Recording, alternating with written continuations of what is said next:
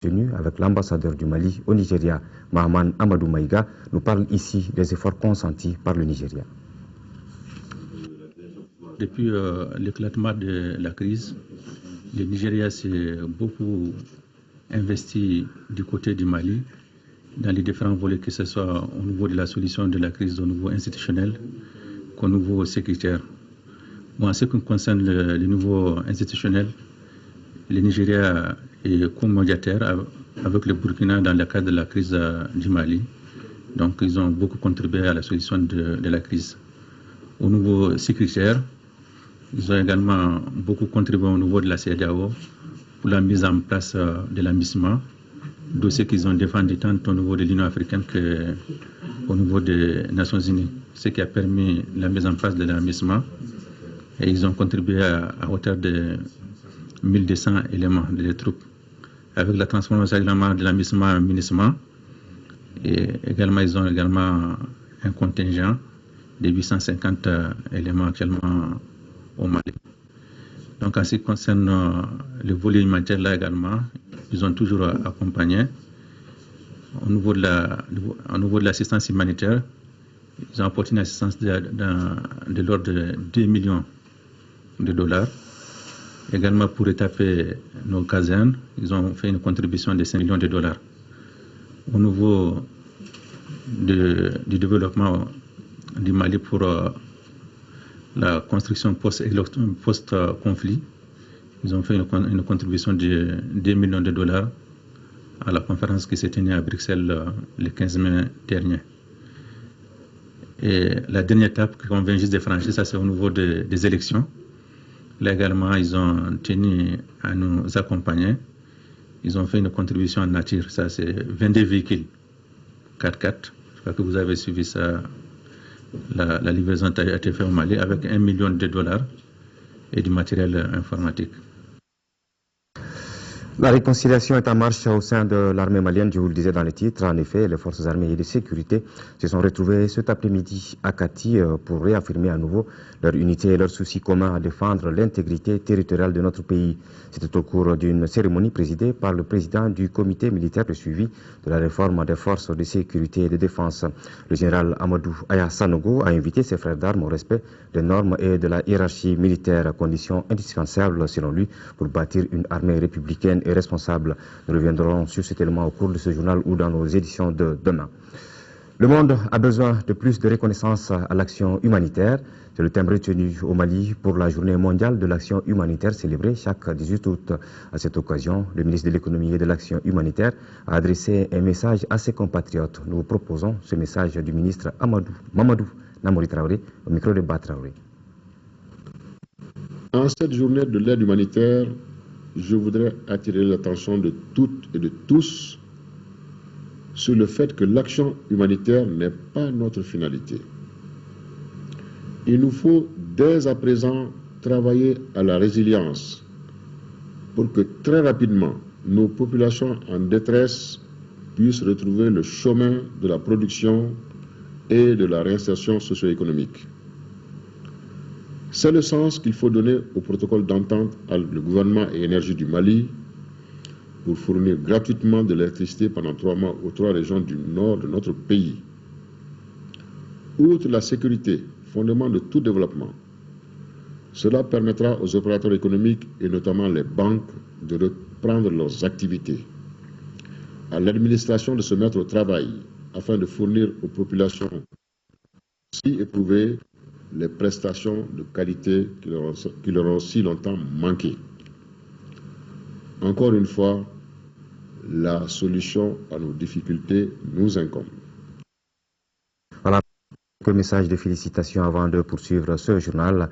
Message de félicitations du président de la République populaire de Chine, Xi Jinping, à son Excellence M. Ibrahim Boubacar Keïta, président de la République du Mali.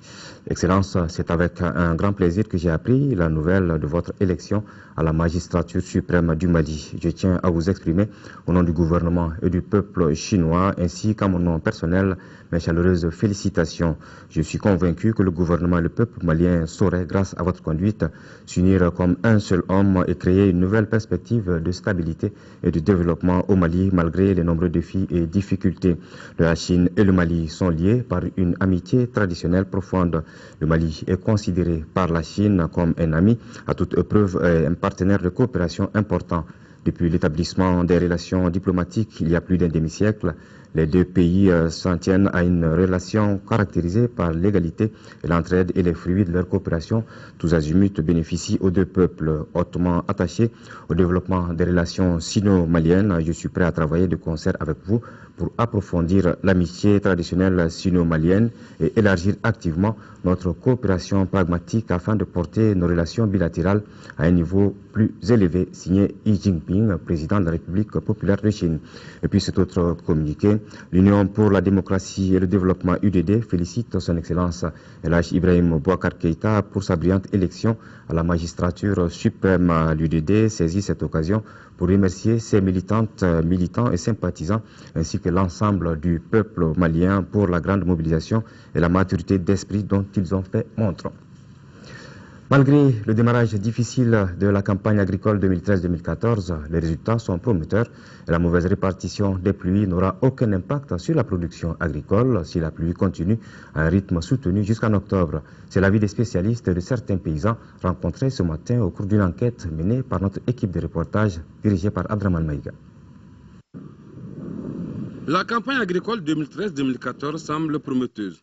Elle commence déjà à porter fruit. Pour confirmer la véracité de cette information, il vous suffit juste de vous rendre à la zone aéroportuaire de Bamako-Sino. Elles sont nombreuses, ces femmes, que nous avons rencontrées en provenance des champs avec sur leur tête des sacs ou des choux remplis de maïs. Pour en arriver là, la tâche n'a pas été du tout facile pour les paysans. Le blé n'a pas donné près de Bamako. En ciment, vraiment, on a eu des difficultés. Ça n'a pas bien marché, quoi. On a des problèmes à cause de la pluie. Bon, souvent, ils peuvent avoir au maximum 15 jours, on ne pleut pas. Donc c'est aussi une difficulté pour nous. Pour cette campagne, le gouvernement du Mali table sur une production céréalière de plus de 7 500 000 tonnes contre 6 millions en 2012. Pour le coton, la prévision attendue est de 520 000 tonnes contre 453 000 en 2012. Un ensemble de résultats qui peut être atteint si les précipitations se poursuivent normalement jusqu'en octobre. Avec le rythme actuel de la pluviométrie, je pense qu'il y aura plus de peur que de mal. Aujourd'hui, nous sommes déjà en termes de riziculture, on est à 48% de nos objectifs. Bon, pour les cultures, les céréales sèches, nous avons déjà dépassé nos objectifs parce que à ce niveau, nous sommes environ à 103% de nos réalisations. Et le coton aussi, on est à 5 414 hectares, soit à peu près 94% des prévisions. Pour accompagner les paysans à combler le retard dû à l'installation tardive des pluies et à leur mauvaise répartition, des mesures ont été envisagées par le gouvernement. En plus de la subvention des engrais et du maïs hybride, la campagne agricole 2013-2014 bénéficie également des apports de Mali Météo à travers son opération pluie provoquée. Cette initiative, débutée le 30 juillet dernier, fait des résultats fort appréciables sur le terrain. À la date d'aujourd'hui, nous avons une situation qui s'est nettement améliorée, mais qui n'atteint pas le niveau de l'année dernière. Et la plupart des producteurs, notamment la population de Bamako, on a comme repère la campagne passée. Donc ça, c'était vraiment une campagne exceptionnelle. Les pluies étaient régulières, bien réparties, et on n'a pas connu beaucoup de cas d'inondation l'année dernière. Et cette année, je pense qu'au rythme auquel la pluviométrie s'installe, nous pourrons vraiment atteindre nos objectifs. Avec une situation phytosanitaire et acridienne calme dans l'ensemble, les paysans doivent suivre les recommandations de l'encadrement. En cas de problème, ils doivent informer les services compétents du ministère de l'Agriculture. Actualité à l'étranger, en Égypte, après les violents affrontements dans la mosquée Al-Fatah, où le calme semble temporairement revenu, une vive tension persiste toujours dans le pays, profondément divisé entre les pros et les anti-Morsi. L'Égypte est encore sous le choc après les affrontements dans la mosquée Al-Fatah en plein centre du Caire. Entouré d'un imposant dispositif de sécurité, le calme semble être revenu, mais les Égyptiens demeurent profondément divisés en deux camps, entre pros et anti-frères musulmans. Ce que font les frères musulmans n'est pas bien. Ils ont tout détruit. Ils ont même détruit la mosquée qui appartient à Dieu. Ce n'est pas une façon de traiter la maison de Dieu. Que Dieu protège l'Égypte, sa jeunesse et son armée. Plus que jamais, l'autre partie des Égyptiens juge que c'est l'armée qui a trahi le pays. Tout ce que je peux dire, c'est que l'armée et la police nous ont menti. Ils mentent en permanence à la télévision. Ils ont trompé nos frères musulmans qui ont perdu leur vie. Le gouvernement de transition égyptien annonce vouloir dissoudre les frères musulmans. À la tête du pays, il y a encore quelques semaines, le mouvement islamiste se dit déterminé à récupérer le pouvoir, coûte que coûte. Dans la banlieue du Caire, le fils du leader de la confrérie est enterré. Il a été tué par balle lors de la manifestation géante de vendredi. Arrêté, son père, Mohamed Badié, est détenu dans un lieu secret. Tout comme Mohamed Morsi, il attend son jugement dans quelques jours.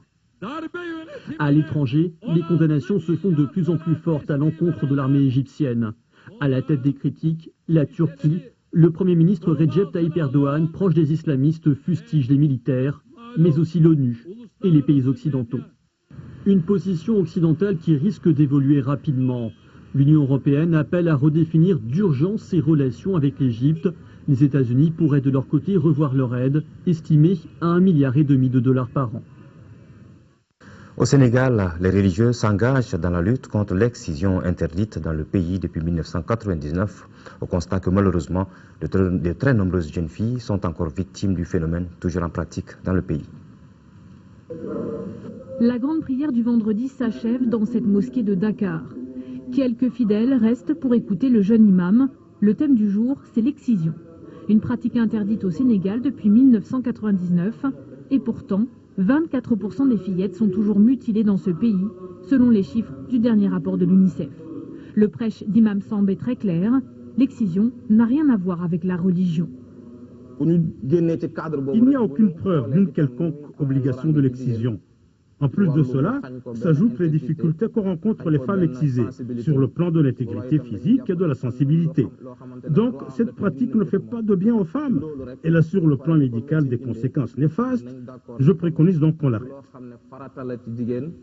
Les fidèles écoutent avec attention, mais à la sortie, les avis divergent. Un imam, selon moi, n'est pas seulement là pour diriger la prière. Parler des maux de la société fait aussi partie de son rôle, car cela peut nous éviter de faire les mauvais choix. Les générations passées ne se plaignaient pas de l'excision. Aujourd'hui, on en parle de plus en plus, mais je suis sceptique quant à l'écho de ces discours, car à mon avis, l'excision ne disparaîtra pas de sitôt. Mais qu'en pensent vraiment les hommes? L'UNICEF balaie les idées reçues et relève que 75% des hommes au Sénégal sont contre cette pratique. Dans cette famille, le sujet n'est pas tabou. La mère Aminata a été excisée petite. Aujourd'hui, elle est députée et milite contre les mutilations génitales. Son mari la soutient dans son combat. Il essaie même de convaincre d'autres hommes autour de lui. Bonjour. Donc j'ai eu l'occasion de discuter avec un collègue. Donc on a été, c'était une discussion très houleuse. Bon, c'était un conservateur, je le savais, mais quand même je l'ai sensibilisé. Donc je sais, donc au finish qu'il avait, donc il avait compris mon message, parce que moi avec ma femme, c'est une chose que j'ai vécue. Aminata le reconnaît, la compréhension de son mari est d'un grand soutien. Pour quelqu'un qui vous comprenne déjà dans la maison, dans la chambre, voilà, dans l'intimité de votre couple, ça c'est hyper important. Il y a des hommes qui ne comprennent pas. Il y a des hommes peut-être qui vont aller prendre d'autres femmes, sans pouvoir essayer de comprendre qu'est-ce qui bloque. Malgré la sensibilisation, l'excision ne recule pas au Sénégal. Selon l'UNICEF, elle est pratiquée en particulier dans la communauté Peul. Mais la capitale n'échappe pas non plus au phénomène. À Dakar, 20% des femmes ont le sexe aujourd'hui mutilé. On parle à présent de chômage en République démocratique du Congo avec de nombreux jeunes diplômés rejetés sur le marché de l'emploi et obligés pour la plupart de se tourner vers des métiers pour lesquels ils n'ont pas été formés. Neuville se rend tous les jours à l'université de Kinshasa. Non pas pour y étudier car cela fait déjà 2 ans qu'il est diplômé. Avec son ordinateur et sa photocopieuse, il installe une bureautique. Un espace qu'il loue 5 $ le mois, même en cas de problème. Malheureusement, il n'y a pas de courant. Pourquoi il n'y a pas de courant? Depuis le matin. Au départ, Neuville avait l'ambition de devenir avocat. Malgré sa licence en droit privé, il n'a pas réussi à se faire embaucher. De quoi regretter ces 5 années passées à l'université. Psychologiquement, ça dérange. On est licencié, on a passé 5 ans. 5 ans dans les études de juriste. Et quand on finit, qu'on se retrouve comme opérateur de saisie dans une bureautique, ce n'est pas intéressant. Vraiment, c'est très difficile. Peu d'offres dans le secteur public, les jeunes diplômés quinois se tournent parfois vers le privé. Là, ils sont confrontés à leur manque d'expérience professionnelle. La plupart des entreprises demandent 2 voire 3 ans d'expérience à l'embauche. Difficile quand on sort à peine de l'université. Alors nombreux sont ceux qui se tournent vers un métier pour lequel ils ne sont pas formés, à l'image d'Emmanuel, devenu coiffeur. Diplômé en informatique, il voulait pourtant devenir ingénieur. J'ai déposé les demandes d'emploi partout. Il y a de cela 4 ans, je n'ai pas pu trouver l'emploi. Voilà pourquoi j'ai voulu monter ce salon pour me permettre de bien vivre. Bien vivre, le souci de milliers de Quinois à la fin de leurs études. Même avec un diplôme en poche, ils sont nombreux à être contraints à la débrouillardise. Emmanuel ne perd pas espoir, il espère un jour pouvoir travailler en tant qu'ingénieur. Nous partons en Russie avec les athlètes africains aux mondiaux d'athlétisme. En Afrique du Sud, où la journée culturelle et sportive Nelson Mandela a vu la participation de Salif Keita en concert au Soccer City de Soweto et à Madagascar pour parler de la prochaine élection présidentielle. C'est l'Afrique en bref. Nouvelle étape vers l'organisation d'une élection présidentielle reconnue par la communauté internationale avec le retrait par la Cour électorale malgache de 3 candidatures dites illégales. Dans une version révisée de la liste des candidatures, les noms de And Rajolin, actuellement en charge de la transition, qui avait déposé sa candidature hors délai.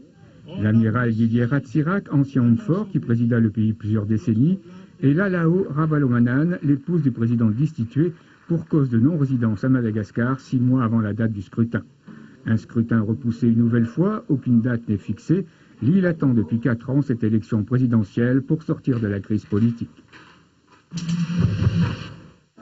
Dans le cadre de la journée culturelle et sportive Nelson Mandela, un homme, une nation, une célébration, les équipes nationales sud-africaines de football et de rugby ont joué l'une après l'autre au Soccer City de Soweto. La journée s'est terminée par un concert de Salif Keita pour recueillir des fonds au profit d'un hôpital pour enfants. Razzia des médailles pour les athlètes africains à Moscou, le Kenyan Absel Kiprop est devenu le champion du monde du 1500 mètres. Sa compatriote Eunice Sum a remporté le titre mondial du 800 mètres dames. La veille, à 200 mètres de l'arrivée, la double championne olympique, l'Éthiopienne Messeret Defar, a imposé sa pointe de vitesse pour remporter le 5000 mètres en 14 minutes 50 secondes devant la Kenyane Mercy Cherono et sa compatriote Almaz Ayana samedi soir à Moscou. L'Ougandais Stephen Kiprotich, le champion olympique 2012, est devenu le champion du monde du marathon, son premier titre mondial dans la discipline. Il a devancé les 2 Éthiopiens, Desiza et Tola, en 2 heures 9 minutes et 9 secondes. Il a fait craquer tous ses adversaires. L'Ougandais a savouré sa victoire en saluant la foule drapée dans les couleurs de son pays. On reparlera athlétisme en fin de journal avec la foudre jamaïcaine Usain Bolt. Retour à l'actualité nationale. La route nationale 7 reliant Sikasso à Bamako a encore fait des victimes. Une collision entre un car de transport de voyageurs et un camion de transport de marchandises s'est produite hier soir, faisant de nombreux morts et des blessés graves. Compte rendu de Sekou Konaté. Il était 20h ce samedi lorsque cet accident mortel se produisait suite à une collision entre un car de la compagnie Diallo Transport en provenance de Bamako et un gros porteur en partance. C'était dans le village de Campiasso, à 25 km de Sikasso. Le cadre de Diallo Transport, il y avait un car qui le précédait. Donc il a fait un dépassement de ce car. Et le camion qui venait de descendre une pente, et ils sont rencontrés au niveau du camion qui était en stationnement. Et le chauffeur du car de Diallo Transport, ne pouvant rien faire, est obligé de rentrer en 3e position. Et je ne sais pas, vous êtes allé sur le terrain, vous avez compris qu'il y a tout le flanc du car côté gauche qui a été carrément arraché par le fait qu'il est rentré en 3e position. Le bilan, il est lourd. Nous avons reçu 19 blessés et 5 corps, 5 décès. Donc au total, c'est 24. Parmi les 19 blessés, il y a 6 cas graves. Cependant, ils ont tous été pris en charge. Tous les blessés ont reçu les médicaments et les soins appropriés dans l'immédiat.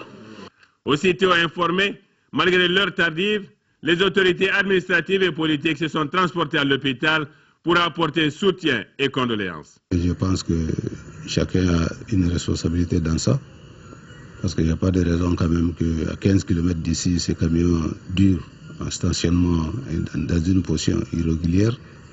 Donc nous ne pouvons que convier tout le monde à la vigilance, les services de sécurité qui sont chargés quand même de la sécurité de la route, les responsables des véhicules, les transporteurs, les chauffeurs, tout le monde à la vigilance pour quand même nous épargner de tels scénarios. La route nationale, certes aujourd'hui en parfait état, mérite vigilance et discipline de la part des usagers. Et le bilan est revu à la hausse avec désormais 7 morts selon la gendarmerie. Voilà, prudence donc sur les routes, surtout en cette période de pluie. La gestion de l'école à mode décentralisé, le sujet était au centre d'un cadre de concertation entre responsables des collectivités décentralisées de Kolondiéba et les partenaires de l'école dans la région de Sikasso. La rencontre initiée par le centre d'animation pédagogique de Kolondiéba avec l'appui financier de l'ONG Guamina et vise à renforcer les capacités des acteurs impliqués dans la gestion de l'école à mode décentralisé. Compte rendu de Daouda Diakité. En organisant ce cadre d'échange entre responsables des collectivités et acteurs clés de l'éducation du cercle de Kolondiéba, l'ONG nationale Guamina s'inscrit ainsi dans la dynamique de renforcement des capacités des acteurs endogènes pour une gestion consensuelle et inclusive de l'éducation dans le contexte de la décentralisation. Vous savez que dans les CAP de Kolondiéba, les résultats d'EDF ne sont pas du tout fameux. Nous sommes à moins de 5%. Donc nous allons mettre à profit cette rencontre pour permettre aux différents acteurs de se remettre en question. Ensuite, permettre aux différents acteurs de se connaître pour qu'enfin les CAP de Kolondiéba puissent avoir de très bons résultats. Une démarche participative qui vise à responsabiliser davantage les collectivités décentralisées dans la conception, la mise en œuvre et le suivi des projets et programmes conformes aux réalités en milieu rural. Nous pensons que c'est une occasion pour nous de rencontrer les différents acteurs, causer avec eux, comprendre ce qui s'est passé pour que les États n'ont pas été satisfaisants. Nous allons essayer ensemble de voir ce qui n'a pas marché, se donner la main pour pouvoir corriger les lacunes qui existent pour la bonne gestion de l'école au niveau du cercle de Kolondiéba. Les conclusions issues de cette deuxième rencontre devront permettre à tous les acteurs impliqués de cerner les défis et enjeux de la gestion de l'éducation en mode décentralisé. Nous vous le disions dans les titres, la réconciliation est en marche au sein de l'armée malienne. En effet, les forces armées de sécurité se sont retrouvées cet après-midi à Kati pour réaffirmer à nouveau leur unité et leur souci commun à défendre l'intégrité territoriale de notre pays. C'était au cours d'une cérémonie présidée par le président du comité militaire de suivi de la réforme des forces de défense et de sécurité. Le général Amadou Aya Sanogo a invité ses frères d'armes au respect des normes et de la hiérarchie militaire, condition indispensable selon lui pour bâtir une armée républicaine responsable. Reportage de Bourama Traoré. Le pardon, un petit mot mais lourd de sens et souvent difficile à prononcer par les hommes. Le pardon, qui est une valeur cardinale de la société malienne, est désormais une réalité au sein des forces armées et de sécurité. Illustration, officiers, sous-officiers et militaires du rang de tout corps, ensemble pour magnifier l'unité et la solidarité. Tout un symbole. Vous avez vu les éléments du bataillon par ici, c'est moi qui les utilise et il n'y a pas de problème entre nous. Je les utilise, si je dis partez là-bas, et partent là-bas. Il y a 3 compagnies du bataillon par qui sont présentement sur le terrain. n'est-ce pas? Et il y en a qui sont en train de se préparer pour aller à la relève. Il s'agit de consolider nos rapports et de faire en sorte que la démocratie soit consolidée au Mali. La réconciliation des cœurs et des esprits au sein de l'armée est donc en marche, car ici, on est convaincu que rien de potable ni de durable ne peut se construire dans la division et la mésentente. Il n'y a pas de haine entre nous. Ce qui s'est passé est passé. Donc c'est dans l'histoire. Nous voulons rentrer par la même porte, sortir par la même porte. Notre mission seulement, c'est la défense du territoire. Terminé. Pas de haine, pas d'autre chose. Que tu sois vert ou rouge, bleu, tout le monde est militaire. Tout le monde est fils malien. À l'unisson, les forces armées et de sécurité ont salué et remercié les autorités de la transition pour avoir promu au grade de général le capitaine Amadou Aya Sanoko. Pour les récipiendaires, cette distinction est à la fois un honneur et une fierté pour toute l'armée. Nous sommes militaires jusqu'à preuve du contraire. Nous sommes républicains et nous restons au service de l'État. C'est sur les autorités qui vont venir. Nous avons devoir et obligation de les aider, de les soutenir. Mais eux, ils peuvent donner le matériel, ils peuvent faciliter les formations. Mais l'état d'être du soldat dépendra de nous-mêmes. C'est de ça qu'on pourrait mettre sur place des forces armées républicaines pour défendre cette nation, pour sécuriser les personnes et leurs biens et pour que ceux-ci puissent réellement travailler à bon escient et faire développer le Mali. Développer le Mali, mais aussi mettre en place une armée forte et professionnelle, ce qui passe nécessairement par la formation et l'équipement adéquat des forces armées et de sécurité. Comme le martèle bien un écrivain français, pardonner est une action plus noble et plus rare que celle de se venger. Sport, basketball, à présent, finale de la Coupe du Mali. Les finales de la Coupe du Mali donc, de basket ont été jouées hier après-midi au Palais des Sports du stade du 26 mars, celui de Djoliba AC en dames. Le stade malien à messieurs qui ont remporté les trophées en battant respectivement le stade malien 65-60 et l'AS Police 64-54. C'était en présence du président de la République par intérim, des membres du gouvernement et de plusieurs personnalités. Reportage de Assa Soumaré. Jouées sur le tard suite à un programme international extrêmement chargé, les finales de la Coupe du Mali de basket édition 2013 ont opposé Stade malien Djoliba Athletic Club en dames et AS Police Stade malien en messieurs avec un soupçon de revanche et des duels très attendus.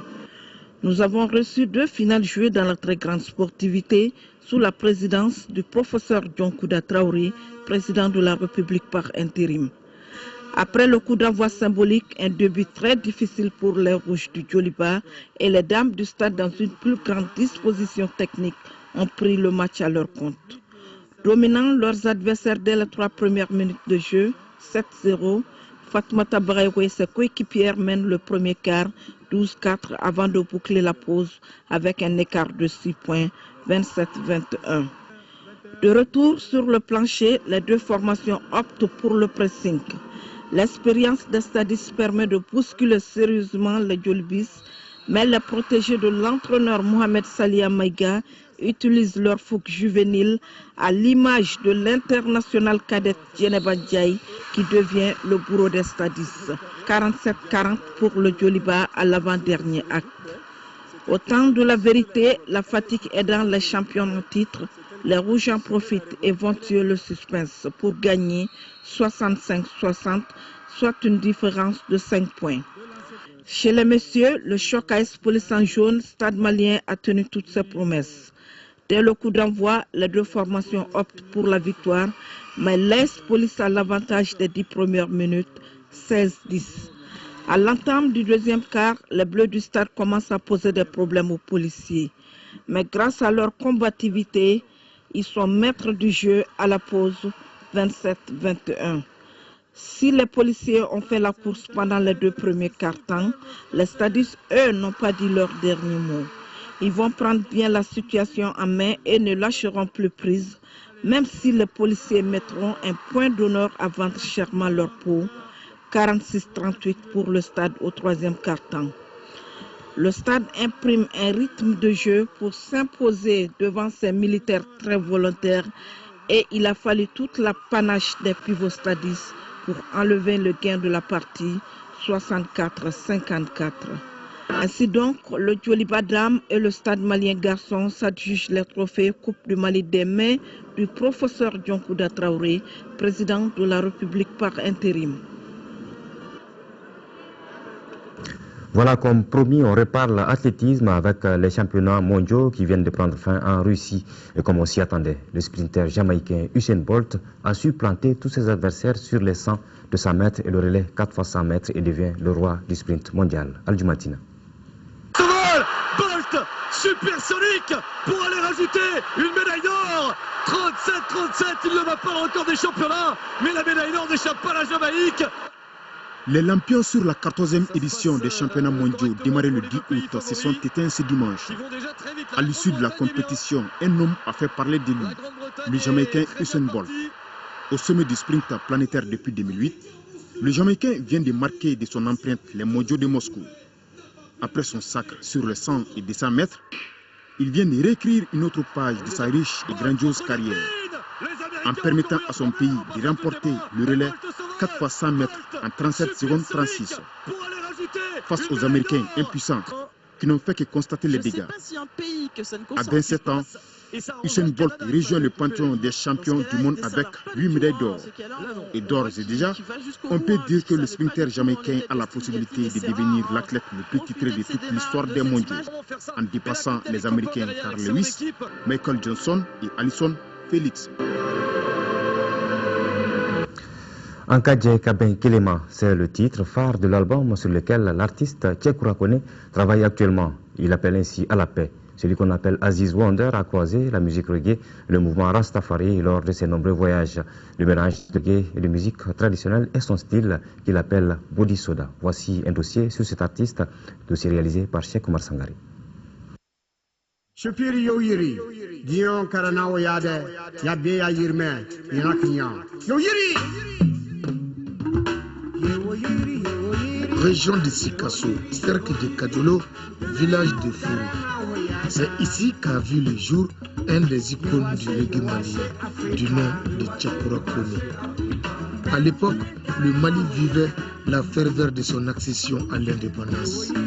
Celui qu'on appelle Aziz Wonder a d'abord commencé par les rythmes folkloriques du terroir malien, jusqu'à son arrivée au groupe Apollo Jazz de Yamoussoukro en Côte d'Ivoire.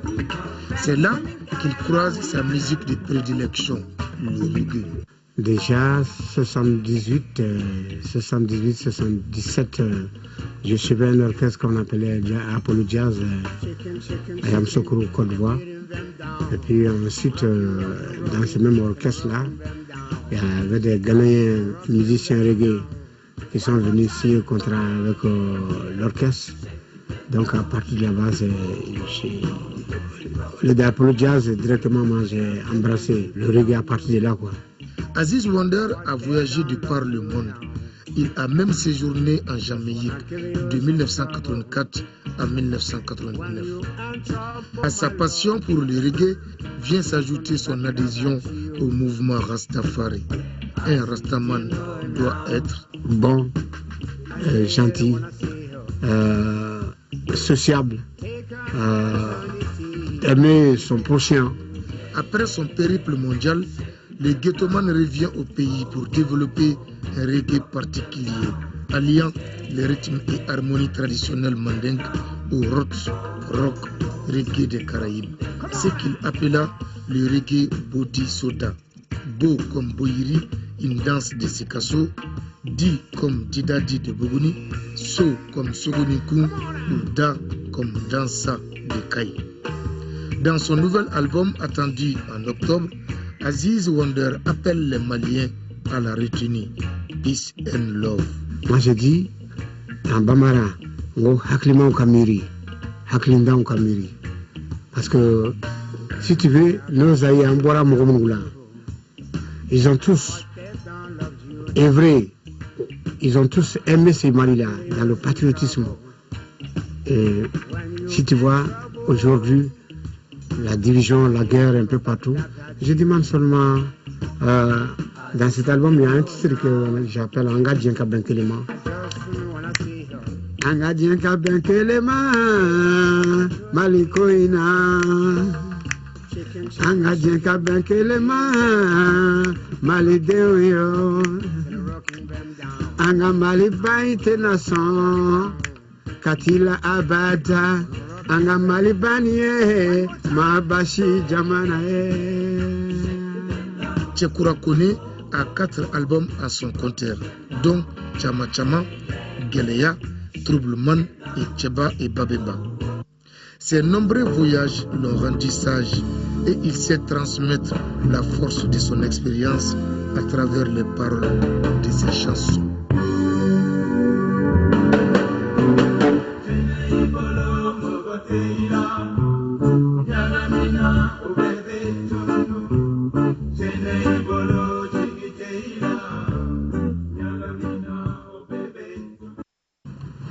Voilà, c'est sur cette note musicale que prend fin ce journal.